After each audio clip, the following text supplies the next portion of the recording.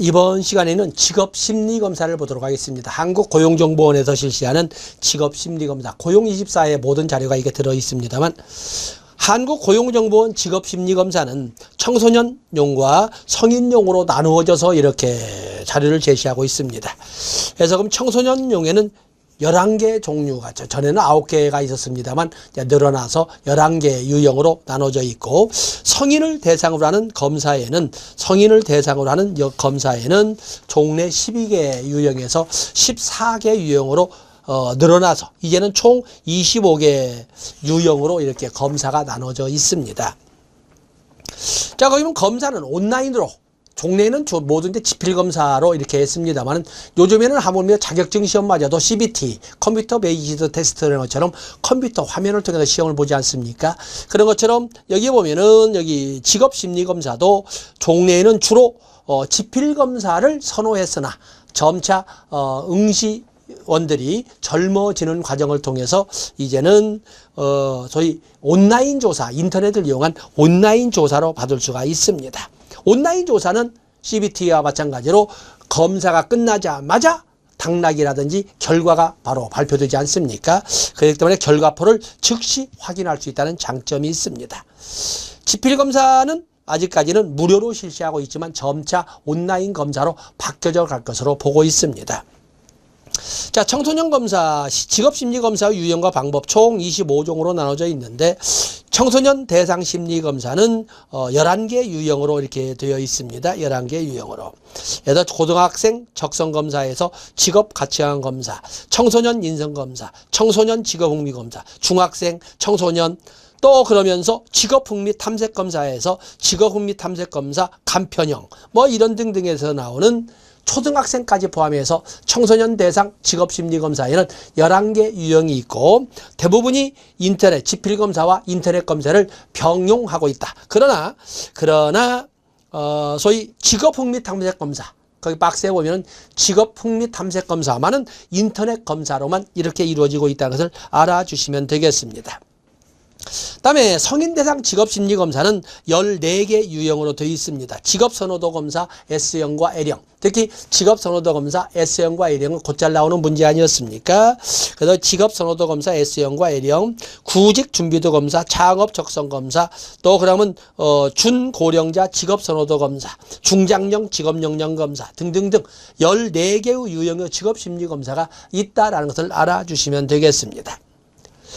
그런데 이제 곧잘 이 명칭을, 직업심리검사의 명칭을 약간 유머러스하게 바꿔서 인지도를 높인 이름이 있는데, 거기 보시면 끝에서 보면 흥미로 알아보는 직업탐색, 성인 대상 직업심리검사 중에 흥미로 알아보는 직업탐색을 직업이란 잡이란 용어로서 잡아드림이란 이름으로 이렇게 사용하고 있고, 성인 대상 직업심리검사 중에 진로준비 진단검사는 찾아드림이란 용어로 이렇게 유머롭게 해서 사용하고 있다는 것도 여러분들 알아두시면 유용하리라고 봅니다. 성인을 위한 직업적응검사, 성인을 위한 직업적응검사에는 5가지가 있는데, 구직준비도 검사, 창업적성검사, 직업전환검사, 이주민 취업준비도 검사, 중장년 직업역량검사 등이 이렇게 존재를 합니다. 그래서 성인을 위한 직업적응검사 보면 성인 대상의 직업심리검사 중에서 14가지 중에서도 이렇게 직업준비도 검사와 창업적성검사와 직업전환검사, 또 그러면 이주민 취업준비도 검사, 그리고 중장년 직업역량검사는 묶어서 성인을 위한 직업적응검사라고 이렇게 분류하기도 한다라는 것을 알아주시면 됩니다. 그래서 성인 대상 직업심리검사 중에 14개 중에 이 5가지는 묶어서 성인 대상 직업적응검사라고 부른다라는 것에 대해서 이 5가지를 여러분들이 같이 숙지를 해놓으시면 도움이 되리라고 봅니다. 다음에 청소년 대상 직업심리검사를 보면은 청소년 직업흥미검사가 있지요. 청소년 직업흥미검사는 약 20에서 30분 정도가 소요된다고 이렇게 되어 있는데, 거기 보면 청소년 직업흥미검사의 측정 내용과 하위 척도가 있습니다. 측정 내용은 보통 홀랜드의 일반 흥미론, 리아색이 있죠. 홀랜드의 리아색. 그래서 현실형, 예술형 뭐 니아색을 중심으로 해서 6개의 일반 흥미 유형과 기초 흥미 분야 13개 분야를 측정 내용으로 합니다. 그러면서 하위 척도, 척도라고 하는 것은 소위 측정의 도구를 척도라고 합니다. 그래서 여기 하위 척도에서는 활동, 자신감, 직업을 가지고 간다. 여기는 한번 여러분들이 적어보셔야 되겠군요. 청소년 대상 직업 흥미 검사. 눈으로만 보지 마시고 한번 적어보세요. 청소년 대상의 직업 흥미 검사에서 측정 내용은 홀랜드의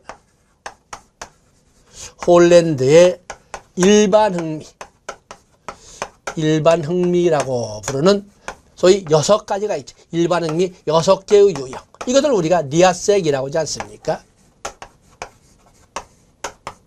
니아색. 또 그런가 하면 거기 있는 것처럼 기초 흥미 분야 13가지. 기초 흥미 분야 13유형. 이걸 측정 내용으로 합니다. 그러면서 측정의 도구로 척도를 사용하는데 하위 척도 3가지를 사용합니다. 출제가 줄 것은 특히 이 하위 척도. 하위 척도 3가지가 출제될 걸로 이렇게 보고 있습니다만 거기에 보면은 활동,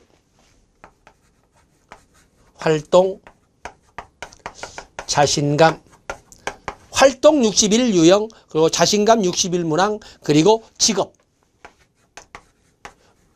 을 통해서 하위 척도 3가지로. 그래서 활동, 자신감, 직업을 가지고 여러분들이 숙지를 해 놓으시면 되겠습니다. 그래서 청소년 대상의 직업 흥미 검사에서 사용되는 하위 척도에는 활동, 자신감, 직업이 있다. 측정 내용은 뭐 부수적이지만 홀랜드의 니아색이라는 6개의 일반 흥미 유형과 그리고 특수 흥미 유형으로 해서 기본 흥미 분야 13개 유형이 있다. 그 정도 보시면 되겠습니다. 다음에 성인용 직업 적성 검사가 있습니다만 성인용 직업 적성 검사는 만 18세 이상을 대상으로 하되 그 적성 검사의 내용은 성인용 직업 거기 보면 성인용 직업 적성 검사의 내용을 보시면 언어력, 상세 내용까지가 출제된 적이 있습니다만 거기까지는 너무 고통스럽게 하는 것이고 여러분들은 적성 요인으로 언어력, 수리력, 추리력 그리고 공간지간력 4가지를 측정을 한다고 보시면 됩니다. 그래서 성인용 직업 적성 검사의 측정 내용은 언어력, 수리력, 추리력, 공간지간력이 있다라는 것을 여러분들이 가지고 가시면 되겠습니다. 다음에 직업선호도 검사, 직업선호도 검사가 나와 있는데 직업선호도 검사는 역시 만 18세 이상으로 하되 거기에 보면 S형과 L형이 있습니다. 직업선호도 검사는 성인대상 직업심리검사의 아주 대표적인 것입니다. 그렇기 때문에 직업선호도 검사는 언제나 나온다고 할 정도로 출제 비중이 그냥 많다가 아니라 당연히 있습니다. 그렇기 때문에 거기 보시면 직업선호도 검사 S형과 같은 경우에는 직업선호도 검사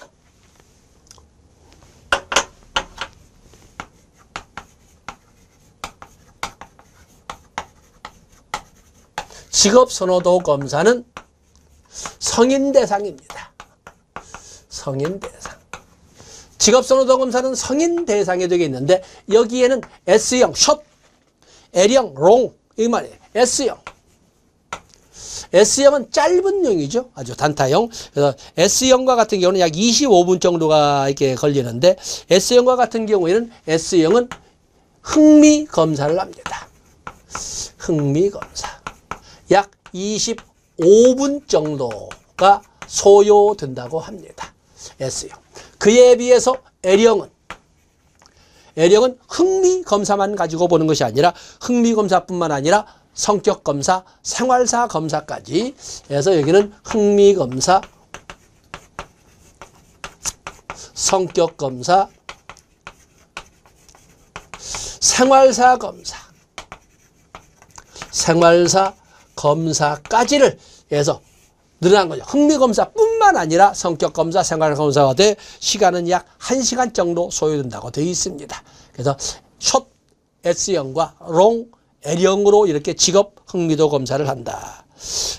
거기 흥미검사, 성격검사, 생활사검사가 있는데 여러분들은 심리 또 상담학 이렇게 보았기 때문에 흥미검사라고 하는 것은 홀랜드의 리아색을 쓰고 있죠. 현실형, 탐구형, 그다음에 아티스틱, 예술형, 그리고 사유형, 그죠? 그다음에 인터프라이징 해서 진취형, 그리고 관습형, 컨벤셔널, 이렇게 해서 홀랜드의 리아색을 이용해서 흥미 검사를 하고 일반 흥미 6개 유형이지요. 그에 의해서 성격 검사는 빅5 이론에 의해서 요양형, 호감형, 성실형, 정서적 불안성, 그리고 경험에 대한 개방성에서 소위 빅5 이론을 가지고 성격 검사를 합니다. 그런가 하면 생활사 검사에서는 다양한 것을 뜨는데 대표적으로 독립심이나 가족 친화력이나 야망, 운동선호, 종교성 등등을 가지고 검사를 한다는 것을 알아주시되, 어쨌든 이 흥미검사만 가지고 오는 것은 S형, 흥미검사뿐만 아니라 성격검사와 생활사검사까지 하는 것은 L형이라고 한다는 것을 알아주시면 되겠습니다. 다음에 청소년 직업인성검사, 청소년 직업인성검사 L형 나와 있는데 여기도 사용하는 것은 주로 성격 요인을 하죠. 직업인성검사니까 인성검사, 성격검사. 성격검사에서 사용하는 도구는 일반적으로 빅5 일어나는 요양성, 호감성, 성실성, 경험적 개방성, 그리고 정서적 불안정성, 이 5가지를 가지고 한다 해서 픽5 이론을 여러분들이 떠올리면서 우리가 사용하시면 되겠습니다. 그 다음에 고용24에 나오는 직업능력개발. 직업능력개발은 개인 지원 영역에도 있고 기업 지원 영역에도 있지 않습니까? 물론 우리가 다루고 있는 것은 개인 지원 영역을 이렇게 설명하고 있죠. 그 중에 여러분들이 중요한 것은 거기 보면은 직업능력개발에 특히 중요한 것은 사업주 훈련 과정. 사업주 훈련 과정. 사업주가 근로자 또는 채용 예정자 및 구직자 등을 대상으로 직업능력 개발 훈련을 실시할 경우 소요 비용을 지원함으로써 사업주 훈련 지원 및 근로자의 능력 개발 향상을 도모하는 제도를 사업주 훈련 과정이라고 한다. 그래서 사업주가 만약에 직원을 대상으로 훈련을 실시한다면 그에 대한 소요 비용을 지원하는 것으로서 사업주의 훈련 지원이라는 명목과 동시에 근로자의 직업 능력 개발 향상이라는 명목 모두를 충족시킬 수 있는 것이, 그래서 유형적으로는 사업주에 대한 지원의 개념만 설명하고 있지만 한편으로서는 근로자의 직업 능력 개발 향상이라는 이런 명목도 충족될 수 있는 것이 사업주 훈련 과정이라고 합니다. 그러면 사업주 훈련 과정에서 지원 대상은 누굴까? 물론 사업주겠죠. 그러나 모든 사업주는 아니지 않겠습니까? 그래서 보면 니은번에 근로자 등을 대상으로 고용노동부 장관으로부터 인정받은 교육훈련을 직접 또는 훈련기관에 위탁하여, 직접 하는 훈련기관, 직접 것은 그야말로 현장훈련이죠. 그에 비해서 훈련기관에 위탁하여, 집체훈련이 있지요. 위탁하여 실시하는 고용보험 가입사업주를 대상한다. 그렇기 때문에 사업주 훈련 과정이라고 하는 것은 모든 사업주가 아니라 고용보험 가입사업주를 대상으로 한다는 것을 꼭 봐주셔야 됩니다. 훈련 비율은 사업주의 사업 규모에 의해서 결정되는 것이 아니라 뭐라고 되어 있습니까? 기업 규모 상시 근로자 기준에 따라. 그래서 사업주 훈련 과정에서 지원 비율은 기업 규모의 상시 근로자 기준에 따라서 서로 다르다. 상시 근로자 기준에 따라 다르다는 것을 알아주시면 되겠습니다. 일반적으로 거기 보면 사업주가 보험료 징수법에 따라 부담하는 해당 연도 고용안정 직업능력개발사업보험료, 고용안정 직업능력개발사업보험료는 사업주가 단독 부담하는 거잖아요.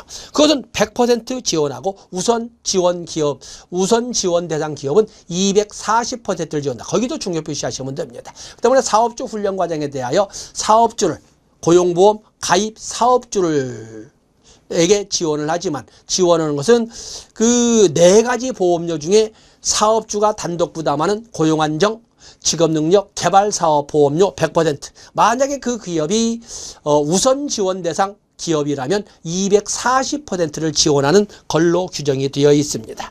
연간 지원 한도 금액은 500만 원 미만일 때는 500만 원까지는 지원을 한다라는 것을 봐주시면 되겠습니다. 다음에 훈련 대상은 사업주 훈련 과제도 훈련 대상은 평가 성적 60점 이상, 학습 진도율 80% 이상으로 훈련 실시자가 수립한 수료 기준에 도달한 사람이다. 그래서 사업주 훈련 과정은 우리가 한 문제를 기다리고 있다라고 보시면 되겠습니다. 다음에 국가인적자원개발 컨소시엄을 보시지요. 국가인적자원개발 컨소시엄. 뭐 문장이 길게 되어 있습니다. 여러분들은 2번을 가지고 개념을 보시면 되겠습니다. 국가인적자원개발 컨소시엄은 말하자면 챔프라고 하는데 그 영어 줄이면 뭐 컨소시엄 포 HRD 뭐 이렇게 줄이면 챔프라고 나와 있습니다. 국가인적자원개발 컨소시엄은 사업주나 참여기관 등의 자체 훈련기관을 이용하여 사업주나 참여기관 등이 자체 훈련기관 등을 이용하여 중소기업 근로자를 대상으로 누구를 대상으로? 그 참여하는 기업의 근로자가 아니라 중소기업 대상의 중소기업의 근로자를 대상으로 직업능력 개발 훈련을 실시함으로써 중소기업 근로자의 직업능력 훈련, 직업능력을 향상시키고 인력 부족을 해소할 수 있도록 이런 훈련시설이나 장비나 운영 비용 등을 지원하는 제도를 국가인적자원개발 컨소시엄이라고 합니다. 그 때문에 보통 대기업이 자기 대기업에게는 아주 넉넉한 훈련시설이나 기관이 있지 않겠습니까? 거기를 중소기업 근로자의 직업능력 개발 훈련에 소위 임대를 하면 임대라고 하는 그것을 허용함으로써 그래서 중소기업의 근로자의 직업능력 개발을 직업능력을 향상시키고 동시에 중소기업의 인력 부족의 문제를 해결할 수 있도록 지원하는 이런 제도를 바로 국가인적자원개발 컨소시엄이라고 합니다. 3번에 보면 보조 이론이 나와 있지요. 훈련 인프라 부족 등으로 자체 훈련을 실시하기 어려운 중소기업들을 위하여 누가?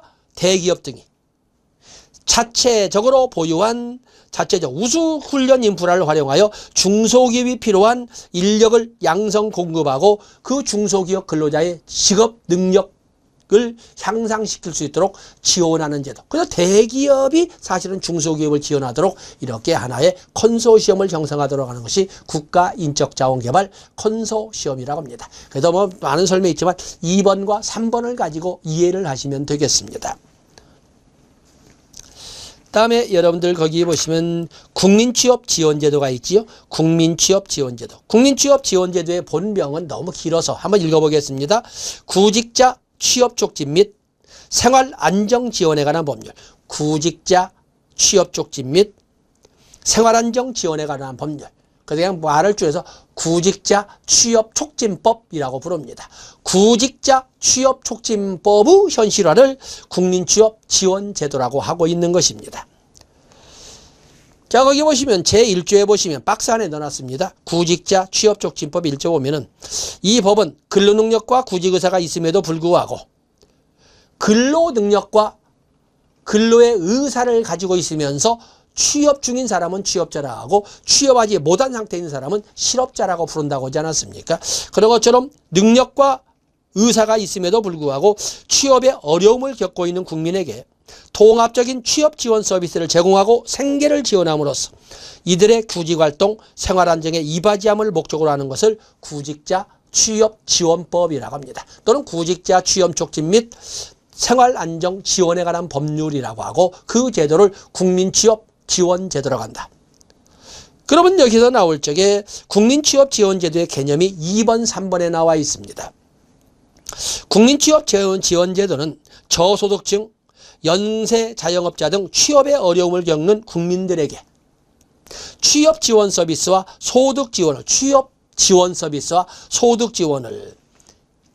결합하여 제공하는 제도이다. 그래서 소득 지원은 생활 안정을 도모하는 거니까 그래서 구직자 취업 촉진을 위해서 취업 지원 서비스를 제공하고 또 생활 안정을 위해서 소득도 지원하는 이런 제도를 우리가 구직자 취업 지원 제도라고 합니다. 취업 촉진, 취업 지원 제도라고 하지요. 그다음에 국민취업 지원 제도는 기존 후 취업 성공 패키지 및 청년 구직활동 지원금을 통합하여 취업 취약계층을 대상으로 운영되는 종합적 취업 지원 제도이다. 그래서 여러분들 취업자 취업 촉진법 2조를 보시면 자 오른쪽 면에 같이 기록을 해놨습니다. 취업 지원이란 수급자 취업 활동에 도움이 될 수 있는 취업 지원 서비스, 구직자의 취업 활동에 도움이 될 수 있는 취업 지원 서비스와 생활 안정을 도모할 수 있는 구직 촉진 수당을 같이 지급하는 것을 바로 취업 지원이라고 설명을 합니다. 그래서 취업 지원은 취업 지원 서비스와 생활 안정을 위한 구직 촉진 수당을 같이 결합해서 제공하는 제도를 국민취업제도, 그에 대한 법률을 구직자 취업 촉진법이라고 한다라고 보시면 됩니다. 다음에 취업 지원 서비스와 구직 촉진 수당, 취업 말하자면 취업 취약계층에 대하여 취업을 지원하는 서비스의 그 조건이 있는데, 근로능력과 구직의 의사가 있어야 되고, 그리고 취업하지 못한 상태가 되죠. 기업번은 우리가 뭐라고 합니까? 근로의 능력과 근로의 의사가 있음에도 불구하고 취업하지 못한 상태를 우리가 실업이라고 합니다. 첫 번째 조건은 실업자여야 됩니다. 그다음에 두 번째, 취업 지원을 신청할 당시 15세 이상이어야 합니다. 근데 이제 64세 이하라고 단서를 달고 있습니다만, 어쨌든 64세 이하는 연령 제한에 대한 그 규제에 의해서 문제가 있습니다만, 어쨌든 15세 이상은 돼야 됩니다. 15세 이상. 또 그러면 가구 단위의 월 평균 총소득이, 기준 중위소득의 100% 이하일 것. 100% 이하일 것. 만약에 그 연령 범위가 그 중에서도 15세 이상이면서 34세 이하인 사람은 가구당 월평균 소득이 120% 이하이어야 한다는 조건이 있습니다. 그렇기 때문에 첫 번째, 근로의 능력과 근로의 의사가 가지고 있음에도 불구하고 취업하지 못한 상태, 실업자이면서 연령 범위는 15세 이상 64세 이하여야 됩니다. 64세 이하입니다. 65세 미만이니 64세 이하여야 되고, 그러면서 가구당 평균 소득이 기준 중위소득의 100%, 만약에 연령 범위가 15세에서 34세라면 가구당 월 평균 소득이 기준 중위소득의 120% 이하이어야 한다는 조건을 같이 가지고 가시면 됩니다. 그러면 생활 안정을 위한 구직 촉진 수당의 수급 조건이 또 나와 있는데, 거기 보면은 기업번 역시 마찬가지로 실업자여야 됩니다. 두 번째 보면은 연령이 15세 이상 64세 이하이어야 합니다. 자, 이것은 취업 지원 서비스의 자격 조건과 구직 촉진 수당의 수급 요건이 똑같다는 겁니다. 실업자여야 된다. 그리고 연령 범위가 15세 이상 64세 이하여야 된다. 그런데 세 번째가 다른 거죠. 가구당 월 평균 소득이 기준 중위 소득의 취업 지원 서비스는 100% 이하여야 되는데, 여기 구직 촉진 수당과 같은 경우에는 가구 단위의 월 평균 총소득이 기준 중위 소득의 60% 이내여야 합니다. 바로 이 60% 이내이어야 된다. 그래서 디귿번에서 취업 지원 서비스의 수급 요건과 구직 촉진 수당의 취업 요건이 다르다라고 볼 수가 있습니다. 그 외에도 취업 지원 신청일 이전 2년 이내에 대통령령으로 정하는 기간 이상 취업한 사실이 있을 것, 뭐 이런 것이 있는, 어떤 기역, 니은, 디귿번을 가지고 여러분들이 기본 요건, 수급 요건을 꼭 가지고 가시면 되겠습니다. 다음에 구직 촉진 수당 수급 자격의 예외. 구직 촉진 수당의 수급 자격의 예외가 나와 있는데 너무 방만. 자, 여기는 넘어가겠습니다. 여기는 넘어가시고 다음에 3번으로 넘어가 보세요. 3번으로 넘어가 보시면 국민 취업 지원 제도의 운영 방향이 나와 있습니다. 국민 취업 제도의 운영 방향. 근거 법률은 당연히 구직자 취업촉진법 또는 자세히서는 구직자 취업촉진 및 생활안정 지원에 관한 법률로서 취업 지원 서비스와 생활안정을 위한 소위 구직 촉진 수당을 결합해서, 소득 지원을 결합해서 실시하는 것이 국민 취업 지원 제도인데, 자, 먼저 저소득층에 대한 소득 지원 강화가 나와 있습니다. 그래서 여기 구직자 취업촉진법에 근거하여 저소득 구직자 등 참여자에게 구직 촉진 수당을 지급하여 저소득층의 생계 안정을 지원한다. 국민취업제도는 취업 지원 서비스도 제공하지만 생활 안정을 위한 소득 지원도 하지 않습니까? 근데 소득 지원을 얼마나 한다?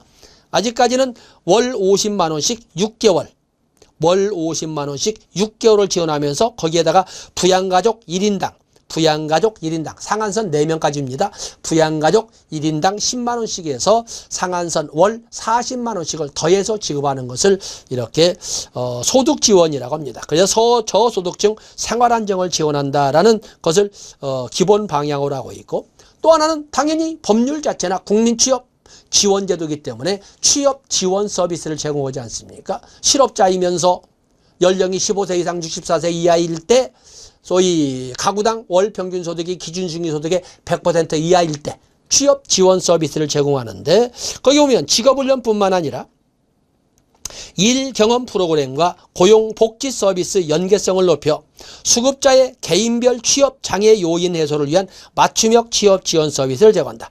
너무 길었습니다만 어쨌든 당연히 국민 취업 지원 제도는 사실은 2번이 먼저 나가야 되겠죠. 법률 이름자 근거 법률이 앞에 있으니까 취업 지원 서비스를 제공하면서 동시에 생활안정을 위한 소득 지원도 한다. 월 50만 원씩 6개월. 그리고 부양가족은 1인당 상한선 4명까지 해서 월 40만 원씩을 더해서 이렇게 하는 것이 생활안정을 도모하기 위한 소득 지원이었다. 해서 2번, 1번으로 읽어보시면 됩니다. 그런가 하면 취업지원제도의 또 하나의 운영 방향은 취업활동계획을 수립하여 구체적인 구직활동을 하도록 의무를 부여합니다. 그냥 괜히 다 열심히 한번 찾아볼게요 라고 해서는 안 됩니다. 국민취업지원제도에서 정식 참여자가 되기 위해서는 물론 조건, 실업자여야 되고 연령이 15세 이상 64세 이하 되고 가구당 월평균소득이 기준 국민소득의 몇 퍼센트, 100% 아니면 60% 이하야 되고 이런 것도 있지만, 그냥 그런 뜬구름 추상적인 것이 아니라 본인도 의무감이 있어야 돼요. 거기에 보시면 취업활동 계획을 수립하여 구체적인 구직활동을 하도록 의무를 부여하고 계획대로 활동하고 있는지를 점검한다. 거기 보면 구직자 취업촉진법 제12조 보면은 고용노동부 장관은 박스 안에 법률 내용 넣어놨습니다. 고용노동부 장관은 수급 자격자와 협의하여 해당 수급 자격자에게 필요한 취업 지원 프로그램 및 구직활동 지원 프로그램 등에 관한 사항을 포함하여 개인별 취업 활동 계획을 수립해야 된다. 개인별입니다. 개인별. 그래서 개인별 취업 활동 계획을 수립하는 것은 고용노동부 장관이 되겠어요. 그리고 이 고용노동부 장관이 수립한 개인별 취업 활동 계획이 수립이 되면 5번에 수급자는 정당한 사유가 없으면 수립된 취업 활동 계획에 따라야 합니다. 따라야 할 의무가 있는 것입니다. 만약에 그러지 않으면 오른쪽에 보면 구직활동 의무를 성실히 이행한 경우에만 구직촉진수당을 지급하고, 아까 50만 원씩 6개월간 지급하지 않습니까? 부양가족이 있다면 한 사람당 10만 원씩 상한선 40만 원씩을 더해서 지급하지 않습니까? 이 성실히 구직활동 의무를 이행했을 때만 지급하는 거지요. 만약에 하지 않으면 수당 지급이 제한된다 라고 되어 있습니다. 좀 더 구체적으로 보면 취업활동 계획을 수립하지 않거나 구직활동 의무를 이행하지 않으면 지급 주기에 구직촉진수당의 지급은 중단되고 3회 이상 지급이 중단되면 수급권 자체가 소멸된다. 3회입니다. 3회 이상 중단이 되면은 그 자체가 구직촉진수당 수급권 자체가 사라진다는 것을 알아주시면 되겠습니다. 다음에 국민취업지원제도에서 정부24에서 언급하고, 물론 당연히 정부24라고 해서 다른 그 제도와 다른 것은 아닙니다. 자, 거기에 보시면 취업을 원하는 청년. 아까 우리가 국민취업지원제도는 취업지원 서비스와 구직촉진수당을 겸해서 취업지원 서비스와 소득지원 서비스를 같이 병행하고 있는 거 아니겠습니까? 그렇기 때문에 여기는 실업자로서 연령 범위 내에서 가구당 월 평균 소득이 기준 중위소득의 몇 퍼센트 이내야 되는 조건을 가지고 있으면서 일자리를 잡으려고는 구직자여야 됩니다. 그것을 취업을 원하는 청년, 장기 실업자, 경력 단절 여성, 저소득 구직자, 특수형태 근로자 등 취약계층으로 인정되는 사람. 그래서 범위라고 하는 것은 국민취업지원제도의 실질적인 범위는 소위 취약계층으로 인정되는 사람들을 그 제어 대상으로 합니다. 그런데 이 취약계층이라고 해도 단일화시킨 건 아니고 1유형과 2유형으로 나눠서 하고 있는데 1유형, 2유형, 1유형은 요건심사형과 선발형으로 너무너무 자세히 나오는 것 같습니다만 어떤 법률 내용이니까 1유형의 요건심사형은 연령 범위가 아까 우리가 취업지원 서비스는 15세 이상 64세 이하 되고 구직 촉진수당도 15세 이상 64세 이하를 원칙으로 하는데 요건심사형은 15세 이상이면서 69세까지 구직자 중 가구 단위 중위소득이 가구 단위 월평균 소득이 기준 중위소득의 60% 이하이고 재산이 4억 원 이하이면서 2년 동안 100일 또는 800시간 하루에 8시간씩이니까 800시간이죠. 구직기간 동안 100일 또는 800시간 이상 취업 경험이 있는 사람을 대상으로 한다. 선발형도 연령 범위는 15세 이상 69세까지를 설명하고 있는데 요건심사형 중 취업 경험 요건 취업 기간 중에 100일 아니면 800시간이라는 취업 경험 요건을 충족하지 못한 사람은 선발형의 입장에서 이렇게 지원을 한다. 그에 비해서 2유형도 연령 범위는 15세에서 69세로 이렇게 정리를 하고 있습니다만 거기에 보이는 기준 중위소득의 100% 이하인 경우에 100% 이하 그래서 1유형에는 해당하지 않은 가구 단위 중위소득 100% 이하를 대상으로 해서 2유형으로 설정하고 아래와 같은 박스 안에 있는 지원을 한다. 너무 상세한 지원 내용까지 우리가 공부할 건 아니겠지만 그렇기 때문에 어쨌든 국민취업 지원제도의 근거법은 구직자 취업촉진법을 근거로 하되 그에 대한 지원은 취업지원 서비스와 생활안정을 위한 소득지원 서비스를 결합해서 제공하고 있다. 그 범위는 법률적에는 15세 이상 64세 이하라고 되어 있지만 실질적으로 할 때는 요건심사형이나 아니면 선발형에 모두 15세 이상 69세까지의 구직자를 원칙적으로 해서 취약계층의 범위에 포함시키고 있다는 것을 알아주시면 되겠습니다. 그래서 거기 보시면 앞에다 보신 것처럼 소득지원은 얼마를? 한 달에 50만 원씩 상한선 6개월까지. 만약에 부양가족이 있다면 한 사람당 10만 원씩 상한선 40만 원씩을 더해서 지급하는 것이 소득지원이고 그리고 취업활동 비용에 대한 지원, 훈련 참여 지원 수당 이런 것 등이 같이 복합적으로 만들어져 있다는 것을 알아주시면 됩니다. 다음에 기준중위 소득까지를 우리가 공부할 건 아니고 다음에 취업지원 서비스. 어쨌든 간에 국민취업지원제도는 취업지원 서비스와 생활안정을 위한 소득지원 서비스를 결합해서 하고 있지 않습니까? 그래서 여기는 금액들이 준 문제에 쭉 나와 있지만 어떤 취업지원 서비스의 1번을 보시면 참여자와 고용센터 상담자가 심층 상담, 상호 협의를 통해 개인별 취업의 어려움을 함께 파악한 후 취업 능력에 따라 취업활동 계획을 수립한다. 3번의 국민취업지원제도의 참여자는 1년간 취업지원 서비스는 1년간 지원받을 수가 있습니다. 만약에 원한다면 6개월을 연장할 수는 있지만 원칙적으로는 취업지원 서비스는 1년간 받는 것이 원칙이고 6개월 연장이 가능하다. 그에 비해서 구직촉진수당은 1유형에서 해당이 되는데 구직촉진수당은 그야말로 원칙은 50만 원씩 6개월까지 부양가족이 있다면 10만 원 상한선 10만 원씩에서 상한선 40만 원씩을 더해서 이렇게 지급을 하는데 그렇기 때문에 거기 1번에 보면은 구직 중 최소한의 생활 안정을 위해 구직 촉진 수당을 지원한다 이렇게 되어 있죠. 구직 촉진 수당을 지원한다. 3번에 보시면 지급 주기 중 발생한 참여자의 소득이 월 단위 지급액 기본적으로 50만 원, 부양가족이 4명까지 있다면 90만 원도 되지 않겠습니까? 그래서 50만 원에서 90만 원 적어놓은 겁니다. 만약에 초과하게 된다면 구직 촉진수당은 지급되지 않는다. 그래서 지급 주기 중에 발생한 참여자의 소득이 월 단위 지급액 하한선 50만 원에서 상한선 90만 원까지 되어 있는 월 단위 구직 촉진수당 지급액을 초과하게 되면 구직 촉진수당은 중단된다라는 것을 알아주시면 됩니다. 그런가 하면 또한 취업활동 비용 2유형 참여자에게 지급되는데 최대 6개월까지 월 해서 월 보면은 28만 4천 원까지 지급될 수 있도록 액수까지 안길 건 아니지만 상한선 6개월까지 지급될 수 있는 것이 취업활동 지원비라고 이렇게 설명할 수가 있습니다. 자, 이렇게 해서 우리가 안 입을 수 없어서 국민취업제도를 상세하게 우리가 정독을 해봤습니다. 이 시간은 여기까지 하고 다음 시간에는 국민 내일 배움 카드를 보도록 하겠습니다. 고맙습니다.